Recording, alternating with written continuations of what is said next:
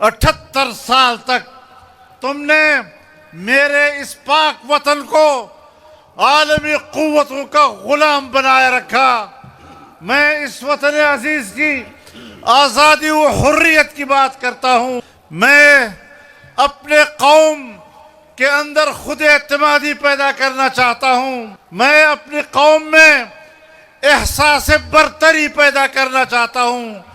اور جب میرے اندر یہ مقام آئے گا تو پھر یہ حقیقی معنوں میں اسلامی دنیا کی قیادت بھی کرے گا اور پوری دنیا میں اپنی اسلامی اور جمہوری شناخت کے ساتھ متعارف بھی ہوگا. یہ ایک بار پھر اس بات کا اعلان ہے کہ اب فیصلے ایوان میں نہیں میدان میں ہوں گے. اسٹیبلشمنٹ کو بھی بتانا چاہتا ہوں کہ یہ ان غیور پاکستانیوں کا اجتماع ہے کہ اگر خدا نہ کرے پاکستان پر کوئی آزمائش آتی ہے تو آپ سے پہلے یہ نوجوان سرحد پر پہنچ چکے ہوں گے اور وطن عزیز کا دفاع کریں گے.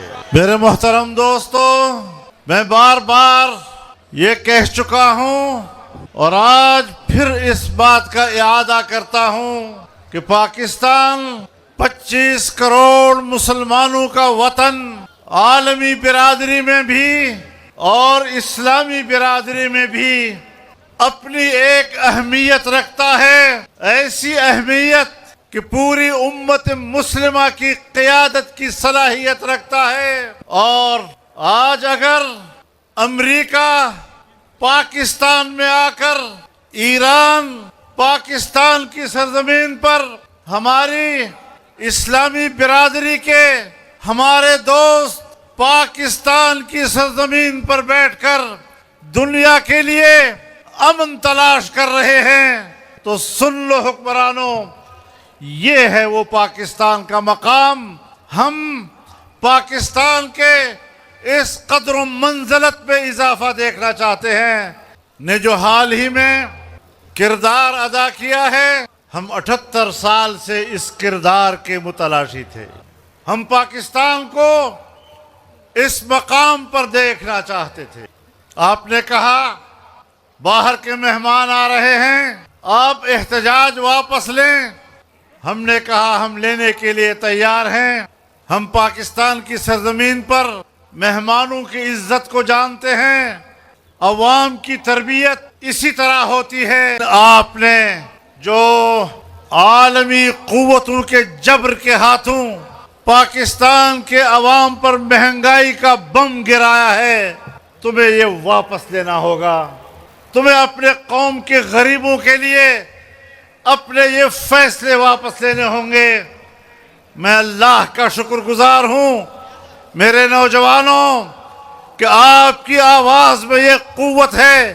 آپ کی خدمت میں مردان کے اس میدان میں حاضر ہو رہا ہوں. تو حکومت پاکستان کو اپنے فیصلے واپس لینے پڑے. جو چیزیں پاکستان کے مفاد میں ہیں ہم اس کا تذکرہ کرنے میں بخل نہیں کرتے. لیکن جس طرح میرے ملک کو آزادی کے باوجود غلام رکھا گیا، وہاں نواز شریف سر جھکا سکتا ہے، شہباز شریف سر جھکا سکتا ہے، زرداری سر جھکا سکتا ہے، لیکن جمعیت علماء اسلام وہاں سر نہیں جھکا. آج ہم اپنا موقف دہرانا چاہتے ہیں، بڑی وضاحت کے ساتھ دہرانا چاہتے ہیں کہ دستور پاکستان اس ملک میں اسلامی قانون سازی کا تقاضا کرتا ہے. لیکن حال ہی میں ہماری پارلیمنٹ میں جو خلاف اسلام قرآن و سنت کے منافی قوانین نافذ کیے، جمعیت علماء اسلام ان قوانین کو مسترد کرتی ہے اور ایسے قوانین کے خلاف اپنی آواز بلند رکھے گی اور تحریک کو جاری رکھے. جس آئین کا یہ لوگ حلف اٹھا چکے ہیں، یہ اپنے حلف سے روگردانی کر رہے ہیں. اللہ کا نام لے کر حلف اٹھانا اور عمل و کردار کے ذریعے سے اس کی نفی کرنا یہ مسلمان کی علامت نہیں ہو. تم کس کے پیروکار ہو؟ تمہارا عملی کردار کیا ہے اور اس حوالے سے آپ کو اپنا راستہ بدلنا ہوگا. جو دستور پاکستان کا ہمیں رہنمائی دیتا ہے ہمیں اس راستے پر مل کر جانا ہوگا، ورنہ اس سے پہلے تمہارے کردار کی وجہ سے پاکستان ایک دفعہ دو لخت ہو چکا ہے. آج وہی کردار ادا کرتے ہوئے کل پاکستان کے دو لخت ہونے کے آپ خود ذمہ دار ہوں. یہ راستے ترقی کے راستے نہیں ہوا کرتے. کچھ مواقع ہوتے ہیں اللہ تعالیٰ عطا کرتا ہے، اگر ان مواقع کی قدر نہ کی گئی، ناشکری کی گئی، تو پھر ناشکری کی سزا اللہ دیتا ہے. چه عالمی قوتونه را نزدې شوي، اسلامی دنیا ناستا، انسانیت د پاره امن غواړي. زه دې ته د خپل خاورې عزت وایم او د 88 کالونه د دغه ورځې په انتظار کې یم چې زما د محترم قوم ته به په عالمي توګه باندې دا اعزاز کله ملاویږي. الحمدلله زمونږ هغه جدوجهد نن رنگ راوړ او دنیا ته ښکاره کړله چې پاکستان د اسلامي هیوادونو د قیادت صلاحیت لري.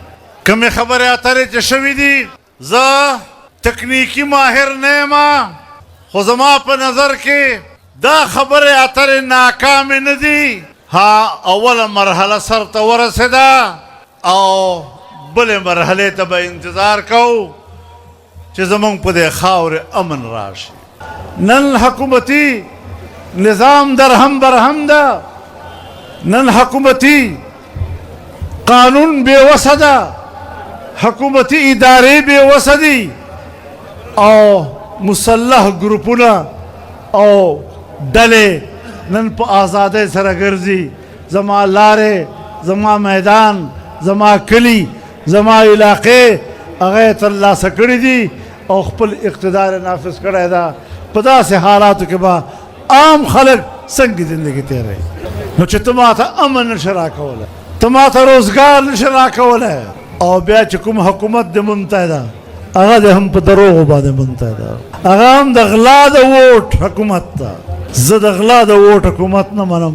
که راسره سره کوي په میدان درته وایم، نه په ملک کې او نه په دې صوبې کې تا د کرپشن لاره ونیوله، نه تا خلکو ته امن ورکه، نه تا خلکو ته روزګار ورکه. حکومت ته په داندلۍ اخیستی جوړ کړی.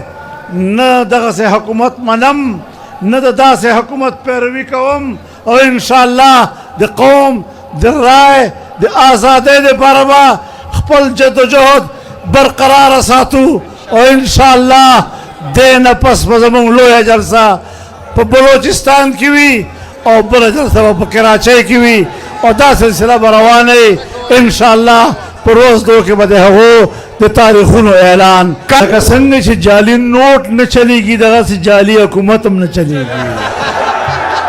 دا بې قیمته خلک زمونږ حکمرانان جوړ شوي دي. انشاءالله ستاسو په ووټ باندې به درانه او قیمتي خلک په ملک حکومت کوي او ملک ته به ترقي ورکوو.